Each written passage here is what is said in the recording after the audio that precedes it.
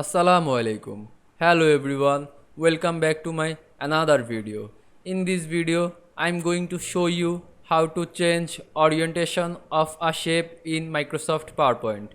Without further ado, let's get started. At first, you have to click New Slide option. Then create a blank slide. Then go to Insert menu. Click Shape icon and create a shape. Then select shape and go to shape format option. Click this rotate icon. You can orientation rotate right 90 degree, right left 90 degree, flip vertically and flip horizontally, what you want. I hope you guys enjoyed my video. Please like, comment, share and subscribe my channel. Thanks for watching.